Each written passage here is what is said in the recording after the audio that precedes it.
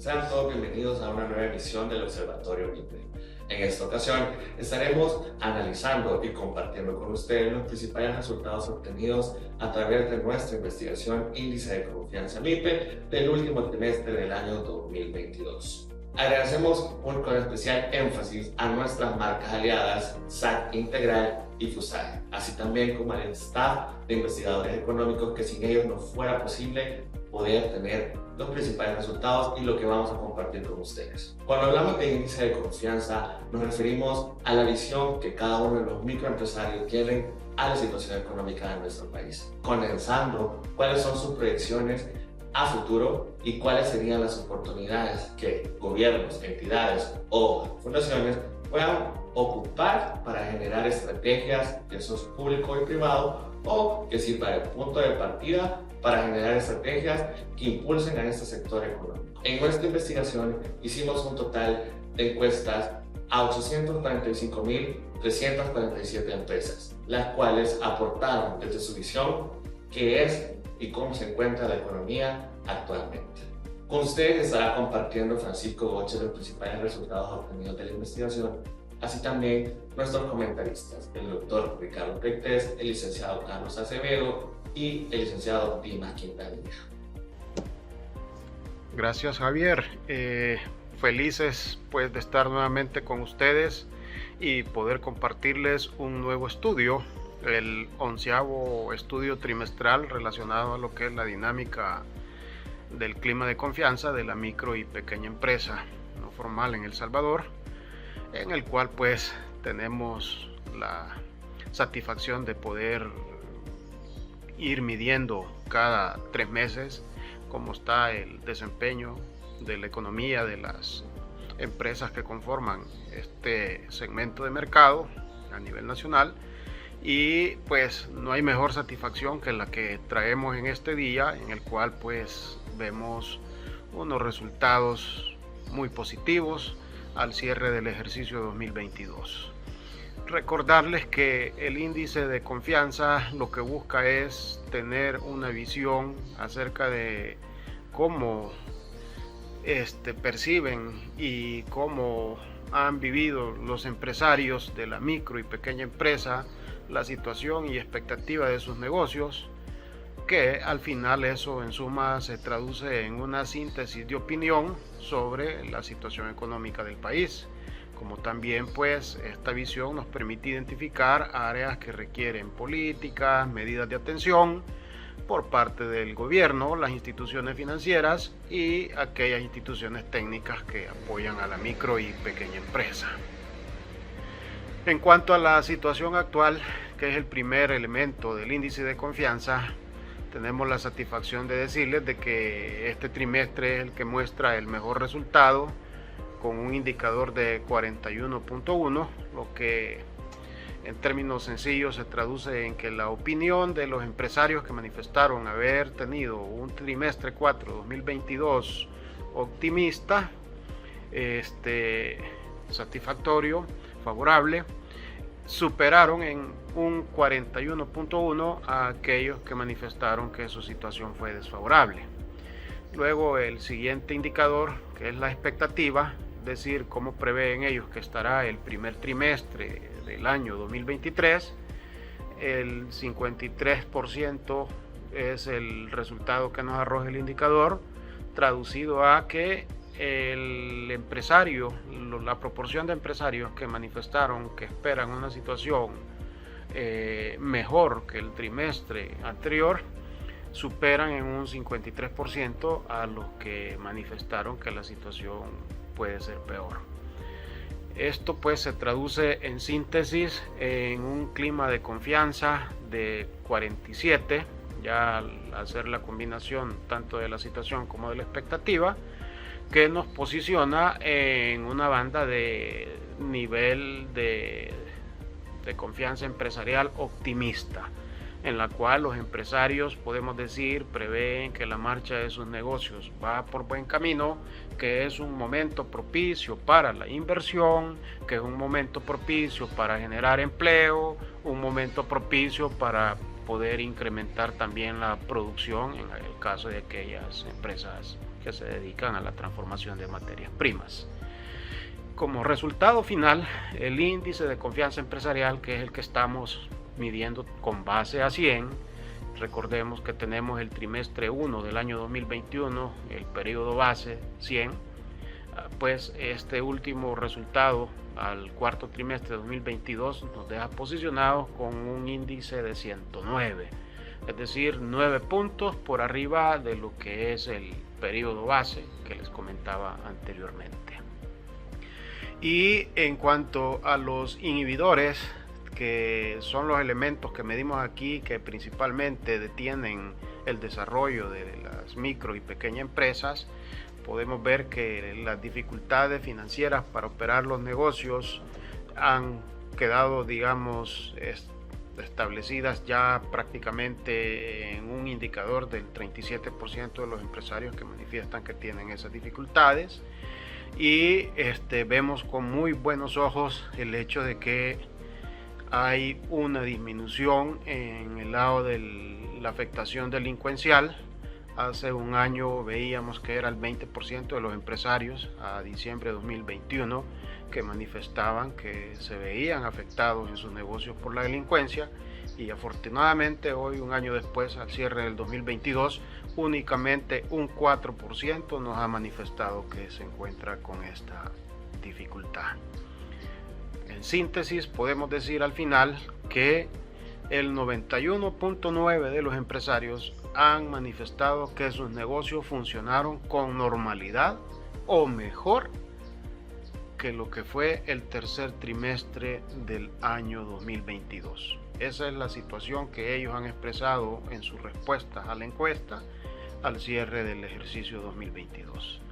Y eso pues lo manejan en el sentido de que el control de la inflación y también lo que es el excelente control de los aspectos delincuenciales han permitido que se recupere este optimismo y se refleje pues en el índice de confianza que se les acaba de comentar. Estamos ya en una situación por primera vez de 47 puntos en una posición optimista.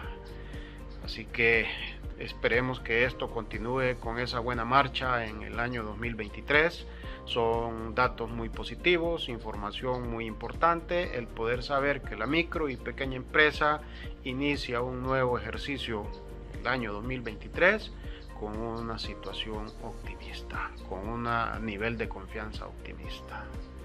Gracias. Bueno, iniciamos el conversatorio, Carlos, Rafael, y la primera pregunta al respecto de este estudio del índice de confianza: ¿cuál ha sido el factor más detonante en el incremento de este indicador para el último trimestre del año 2022?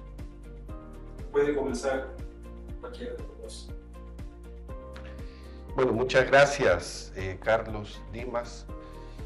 Antes de contestar directamente la pregunta, quiero enfatizar dos puntos que son importantes en la medición del índice de confianza. En primer lugar, ciertamente la confianza juega un papel muy importante en la economía. Algunos economistas incluso hablan del multiplicador de la confianza. Pero la confianza es algo bastante variable porque es susceptible de diferentes factores. Y lo segundo que quiero enfatizar es que la micro y la pequeña empresa es un mundo bastante heterogéneo.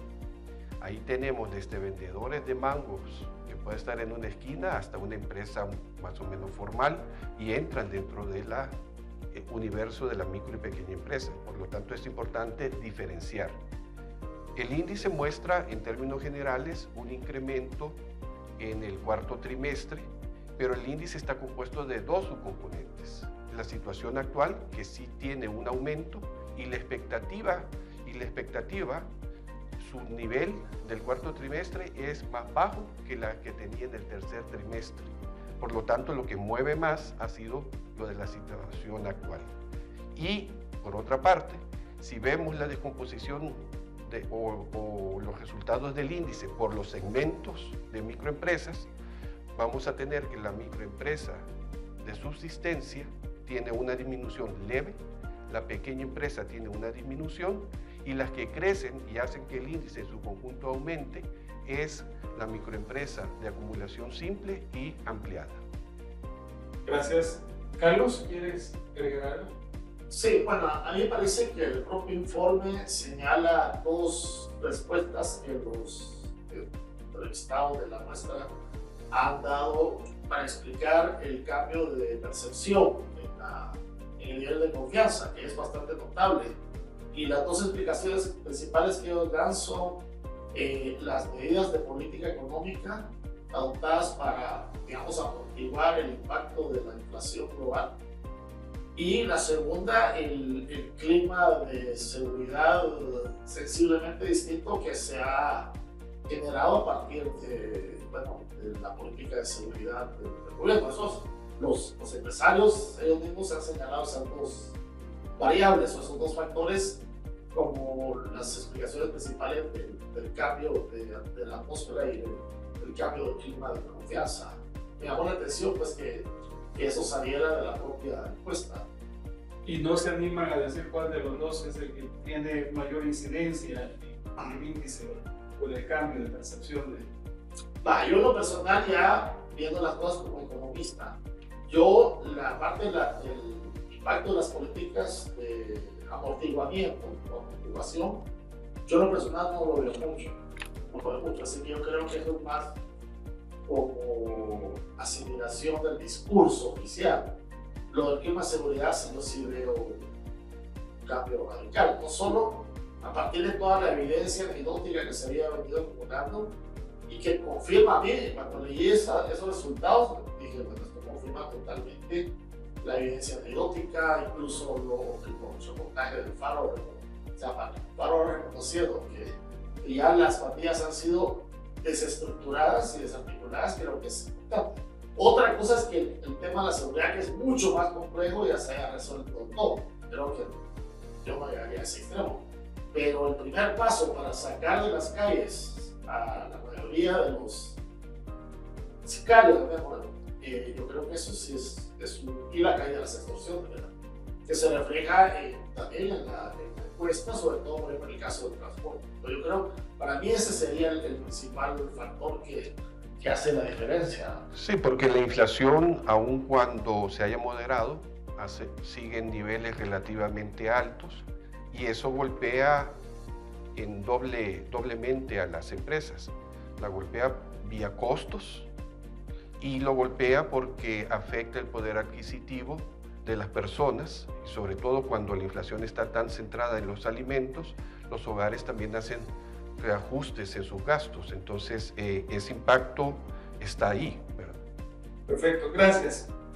Sin lugar a dudas, dado que el sector, digamos, es tal vez el menos protegido cuando se trata de los temas de delincuencia, micro, pequeña empresa, pues no han tenido la protección que goza la gran empresa. Sí, el tema de seguridad seguramente tiene una incidencia importante. Segunda pregunta, ¿podemos asumir que las temporalidades del último trimestre, hablamos de la fiesta de fin de año, ¿verdad?, han permitido que las microempresas tengan esta perspectiva positiva para este último trimestre del año? Bueno, siempre un indicador coyuntural está sujeto a esos ciclos que pueden haber y todos sabemos que el fin de año siempre el consumo se estimula con los aguinaldos, las mismas remesas familiares aumentan más, en general la gente anda con un ánimo de gastar un poco más, entonces obviamente influye ese efecto coyuntural. Además que en este índice tengamos presente también que la expectativa se la preguntan para el siguiente trimestre, es decir que sigue siendo coyuntura. Hay otros índices que le preguntan cómo percibe que va a estar dentro de un año, pero acá le está diciendo el trimestre siguiente, entonces es un índice muy marcado por la coyuntura y en ese sentido hay que seguirle dando seguimiento en el 2023 a ver cómo evoluciona. Muy bien. Yo creo que la estacionalidad, de luego, es un factor importante a tener en cuenta, pero también me llama la atención cuando uno mira la gráfica de la evolución del índice trimestral, me parece que lo reporta desde el segundo trimestre del 2020, o sea, hay 3 años de dato trimestral y y ha habido Navidad en el 2020 y Navidad en el 2021. Entonces, y no ves, sino más bien ves como desde el 2020 el índice tenía sus oscilaciones, pero a partir del segundo trimestre del año pasado, y sobre todo a partir del tercero y cuarto, mejoran significativamente, que es coincidiendo el régimen de excepción se adoptó el segundo, bueno, finales del segundo trimestre, diciembre del segundo trimestre. Y cabal en el tercero y cuarto es cuando ves que mejora como no había tenido los otros, son 12 mediciones. Entonces, a mí me parece que indiscutiblemente más allá de la estacionalidad hay un factor cultural que empieza con el tema del cambio en la atmósfera de seguridad. Solo haría una acotación con lo que dice Carlos, porque el índice relativamente tiene poco tiempo, 3 años, y además comenzó en un año totalmente atípico, el 2020, que fue el año donde entró la pandemia. Y después vino la recuperación. Entonces, el 2020 es un año bastante atípico, ¿verdad? Sí, es un factor que tiene su incidencia, por supuesto. Sabemos que tenemos un tema de inflación a nivel mundial, ¿verdad? Y incertidumbres económicas. ¿Será que sectores como el agropecuario, producción y comercio, que reflejan los índices más positivos, en este caso de infra, micro y pequeña, no están siendo afectados por estos fenómenos? Bueno, en general la inflación es un aumento generalizado en el nivel de precios. Obviamente podrán haber algunos sectores que se vean más afectados, agrícola, por ejemplo, a veces los costos. Aunque en la agricultura, en este sector de la MIPE, el subpeso es bastante bajo, es 5%. Entonces, la mayor parte de las empresas están en el área de comercio y servicios. Y ese sector pues tiene también mecanismos de poder defenderse un poco del fenómeno de inflación. Lo que sí diría yo es que si el indicador de confianza muestra que en términos generales hay un cierto optimismo de parte de la microempresa, creo que es un momento para apuntalar más políticas públicas que le ayuden a mejorar la competitividad y la productividad de estas empresas, le hace mejorar la innovación con cuestiones de digitalización, acceso al financiamiento, capacitación laboral, que permita entonces que ese optimismo se pueda traducir en un crecimiento inclusivo de forma más sostenible. ¿Puede la micro y la pequeña, en este caso, trasladar los costos de la inflación, Carlos? ¿Cómo ves tú este tema para el nicho del sector? Bueno, en un contexto de inflación global es difícil trasladarlo, o sea, la agarrás inevitablemente.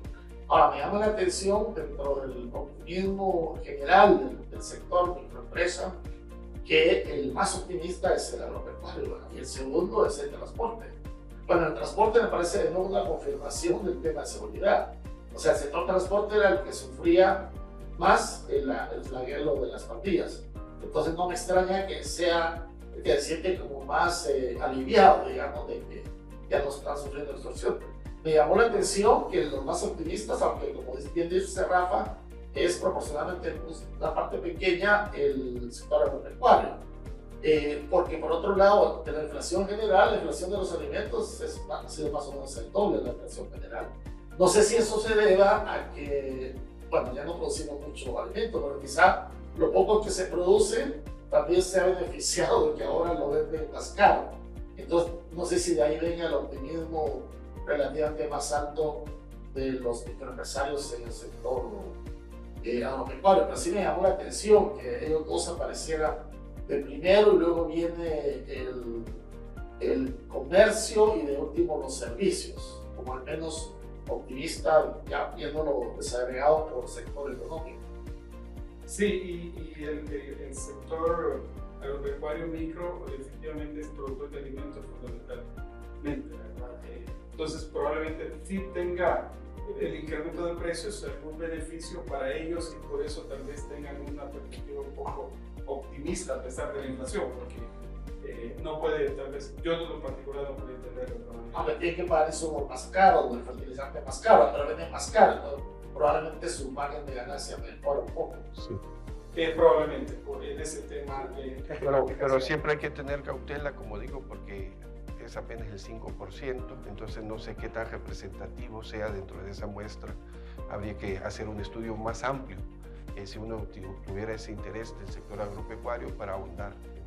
Sí, sí, como índice global no es explicado por la baja participación que tiene ese crecimiento en la expectativa positivo, ¿no? Porque hay otros sectores que tienen mucho más peso. Es correcto, Rafa, de acuerdo. A ver, en el 2022 las remesas cerraron con un incremento de 3.4% con respecto al año anterior. ¿Ustedes creen que, yo voy a comenzar contigo, Carlos, que las remesas tengan un impacto significativo en el sector de la micro y pequeña empresa? Yo pienso que sí, ¿verdad? De hecho, ya en el segundo semestre ves una desaceleración marcada y de hecho el crecimiento anual de las remesas, que fue pequeño, 3, 4, se debió a lo que crecieron en el primer semestre. Ya en el segundo semestre incluso hubo meses en que la variación interanual de los fondos de remesas fue negativa, o sea que en algunos meses del año pasado se recibieron menos remesas comparado con el mes del año anterior. Entonces las remesas definitivamente van a afectar. La diferencia ahora es que, por ejemplo, los microempresarios, parte de ellos seguramente reciben remesas, reciben no menos remesas, pero en un crecimiento menor que el anterior, pero ya no pagan extorsiones. Entonces en el neto, imagino que salen gananciosos. Y eso sí es un respiro para todo el mundo, particularmente, como decías al comienzo, para un sector que ha sufrido en carne propia las extorsiones, más que, digamos, empresas grandes o de las más exitosas del país. Perfecto. ¿Cómo lo ves tú, Rafa, el impacto de las remesas en el sector? No, definitivamente tiene un impacto positivo. Macroeconómicamente sabemos que las remesas incluso han aumentado su peso después de la pandemia, es casi el 25% del PIB. Eso hace que en general el consumo de la economía aumente y eso de alguna manera pues también impacta positivamente a la micro y pequeña empresa. Y luego, microeconómicamente, si ellos reciben remesas, ese es ingreso que entra a su presupuesto familiar aumenta, pueden tener mayores gastos y además también las remesas juegan muchas veces un rol de seguro. Si ellos tienen alguna emergencia o si tienen alguna necesidad de alguna inversión en especial, pueden recibir una remesa extraordinaria para enfrentar o ya sea un gasto por alguna enfermedad de algún pariente o poder hacer una inversión si tiene una oportunidad de negocio, lo cual es también importante. De ahí que es toda una agenda el poder vincular los servicios financieros con las remesas para poder aprovechar esos efectos positivos. Y recordemos que las remesas ayudan en doble vía, ayudan a los microempresarios que las reciben como receptores y ayuda a sus clientes que reciben remesas y pueden comprarles más. La diferencia, porque un gran empresario, bueno, también se ayuda en que el público consumidor tenga una remesa, pero ellos no reciben remesas, pero en la microempresa opera doble vía. Sí, totalmente. Creo que los receptores de remesa, su gasto principal va a ser en la micro y pequeña empresa. El mayor uso proporcionalmente hablando de la remesa. Y más aún, muchos de ellos quizás son sujetos de crédito precisamente porque reciben remesas, porque la microfinanciera a la hora de hacer su análisis de riesgo, si sabe que tiene una remesa, eso le diversifica el riesgo, porque no depende solamente de las incertidumbres o del ciclo de la economía nacional, porque tiene un ingreso que viene de un familiar en Washington, en Houston, que no tiene nada que ver con las condiciones meramente locales de acá de San Salvador o de San Miguel, y eso obviamente es positivo a la hora de analizar el riesgo y de poderle dar un crédito. Totalmente, Rafa, y efectivamente te confirmo tal cual lo dices, a la hora que analizas los flujos de los clientes que solicitan pequeños créditos, hay un componente que se llama otros ingresos y que tiene su peso relativo para la decisión de otorgar o no el financiamiento. Sí, mucho se discute sobre este tema, ¿verdad?, del uso productivo de las remesas en el país. Pensando en el sector de micro y pequeña empresa, ¿qué se puede hacer al respecto para que efectivamente las remesas puedan apalancar su desarrollo o su crecimiento o el fortalecimiento. ¿Qué ven ustedes en este tema? El uso de remesas para el productivo en el nicho de micro y pequeños. Este es un tema que se viene discutiendo desde hace un montón de años, justamente cómo canalizar las remesas hacia un uso más productivo, porque de acuerdo a las encuestas de hogares, como el 90% de las remesas o más va para consumo, todo lo que queda para, digamos, inversión no es tan grande. En otros países, por ejemplo en la India, se han hablado del bono de la diáspora, digamos, otros mecanismos financieros para atraer remesas y que eso pueda servir para financiar actividades productivas. Acá en El Salvador no ha cuajado, digamos, una iniciativa, por lo menos a una escala suficiente como para que digan esto está haciendo cambiar el panorama. Ahí hay un reto para las microfinancieras o las instituciones que apoyan con microcrédito, a ver cómo, y que también reciben remesas. Bueno, remesas sus cuentavientes, sus socios, sí. Yo creo que se ha estado intentando, pero no hemos realmente hallado la fórmula para hacerlo. Creo que el reto sigue ahí pendiente. Yo lo que enfatizaría es, además de lo que ha dicho Carlos, el dinero es fungible. ¿Qué quiere decir esto? Un dólar no viene marcado, si viene de remesa, este dólar sirve solamente para comprar televisores o tenis. Puede servir para eso, puede servir para pagar el colegio o puede servir para pagarle, si tiene una tienda, al proveedor.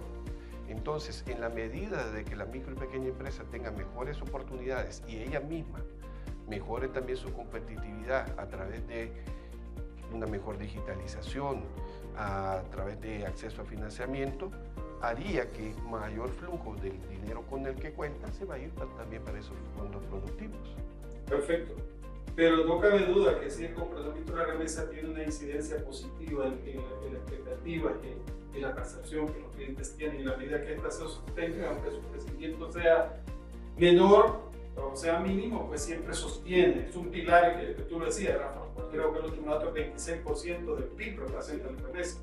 No cabe duda de que en la medida que nuestros hermanos en el exterior sigan enviándose el flujo de remesas, pues el sector seguirá desempeñándose bastante bien.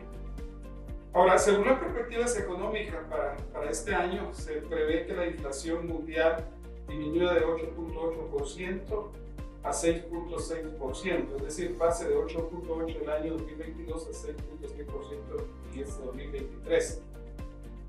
Durante las investigaciones que se hicieron los microempresarios, ¿verdad?, manifiestan, como hemos visto, en general una expectativa de mejora económica. Entonces, tomando esto en cuenta, ¿cuál podría ser nuestra perspectiva ante esta situación y cómo los microempresarios podrían hacer frente? Bueno, la inflación se viene moderando, aunque, repito, va a seguir siendo unos niveles relativamente altos para la economía dolarizada que tenemos y por los efectos de la economía internacional. Las perspectivas de crecimiento también ya se moderaron prácticamente a los promedios históricos que ha tenido la economía de El Salvador. Es decir, no hay una expectativa de un crecimiento muy alto. Entonces, ciertamente, eso le pone más presión a la necesidad de mejorar la productividad y la competitividad de la micro y pequeña empresa. Yo creo que ese es un mensaje. Este indicador sigue la coyuntura, ha dado acá un dato de confianza donde hay un optimismo de una buena parte de estos microempresarios. Creo que hay que complementarlo entonces con políticas públicas que refuercen la formalización, que fortalezcan las capacidades productivas de mano de obra, de financiamiento, de innovación, que le permita entonces crecer en una forma más sostenible a la micro y pequeña empresa. Bueno, yo creo que la inflación va a seguir, digamos, fastidiándonos un poco, a pesar de que en el caso de El Salvador va a bajar como a 4%, según el Fondo Monetario, todavía un poco más bajo que el promedio global. Pero estuvimos con inflación de 1% en promedio en la década de 2010 a 2020. Entonces, aún una inflación de 4%, que es mejor que una de 7%, como la que terminamos, cuando hemos estado 10 años con una inflación de 1%, todavía hacemos que inflación general, porque además volvemos, la inflación de alimentos probablemente va a seguir siendo el doble. Entonces, ese va a ser un tema con el que hay que seguir lidiando, además de que eso ya le ha impactado a los, digamos, a buena parte de la clientela de las instituciones que trabajan en el mundo del universo de la empresa. Yo calculo que fácilmente el año pasado, cuando ya se tengan los datos de las encuestas, vamos a tener 200, 300 mil gentes que cayeron en pobreza, ¿verdad? Y aún con una inflación de 4, eso viene acumulado sobre el 7 que aumentó el año pasado y el 6 que aumentó en 2021. Entonces ahí hay un foco que necesita ser atendido, ¿verdad? Me llama la atención entre los factores, los inhibidores de crecimiento, que ahora ya no es, pues no me llama la atención que ya no sea la seguridad, de hecho ha pasado a ser el último. Antes rankeaba de primero o segundo, ahora es el tema del crédito. Ahora los microempresarios vuelven a sentir el tema del crédito, y el segundo inhibidor que señala es la mayor competencia, que creo que desde el punto de vista de los consumidores, bueno, a los que nos decimos, cuando hay competencia, los consumidores salen ganando. Pero entiendo que desde la perspectiva de los productores no les gusta que haya mucha competencia, y eso aplica en la microempresa. Entonces, pero bueno, es mejor que esos sean los inhibidores y no el tema de la seguridad. Y en el caso del microcrédito o del acceso a financiamiento, yo creo que eso abre una oportunidad para que las instituciones de microfinanzas puedan también potenciar su apoyo a este sector. No, totalmente, y desde esta perspectiva ya, desde el punto de vista de financiadores han dicho, Carlos, sí estamos conscientes que el tema de inflación está haciendo que requieran más capital de trabajo, más fondos para mantener el mismo nivel de operaciones, ¿verdad? Y eso va a ser importante, el apoyo que se les pueda dar en este momento. Debo decir también que el hecho que tengamos un sector que está optimista es bueno para el país, un país que a nivel del sector informal genera muy pocos empleos. El sector informal esté optimista es positivo, porque implica que van a invertir más, van a contratar más personal, que de alguna manera ayuda pues, a resolver los problemas de desempleo que tenemos en el país. Quiero agradecerles entonces por su tiempo, por sus aportes, ¿verdad? Esperamos el próximo resultado de la siguiente encuesta para ver cómo evoluciona un sector que es tan importante para este país. Gracias, Rafael. Gracias, Carlos. No, ya saben, si queremos un crecimiento inclusivo en El Salvador, pasa por fortalecer a la micro y pequeña empresa, porque aproximadamente 7 de cada 10 personas ocupadas en El Salvador están en una micro y pequeña empresa. Correcto. Muchas gracias, Dimas, y esperamos que cada vez sean más optimistas las elecciones que se van realizando de la confianza que tienen los microempresarios, porque como dice Rafa, es un sector que genera mucho empleo en el país y es el corazón, digamos, de la actividad a nivel del tejido productivo local. Perfecto, muy bien, gracias. Agradecemos a nuestros panelistas porque tuvimos un conversatorio muy nutritivo y que podemos entender mucho más allá de las percepciones que puedan tener nuestros microempresarios. Sin duda, esto sirve de punto de partida para poder generar otras iniciativas u otras investigaciones que permitan aportar y generar y dinamizar mucho más esta pirámide productiva que es la microempresa. Agradecemos a cada uno de nuestros invitados por haber compartido sus apreciaciones y sin duda sabemos que será de mucha importancia para todos los que nos estén escuchando y para todos los que nos sigan a través de nuestras diferentes redes. A los que no, les invitamos a que puedan suscribirse a nuestro canal de YouTube Observatorio MIPE o suscribirse a nuestro blog www.observatoriomipe.org.sb, donde podrán encontrar esta y otras investigaciones de suma importancia y que buscamos generar ese impacto positivo en cada uno de los microempresarios. Gracias por sintonizarnos, los esperamos en la próxima.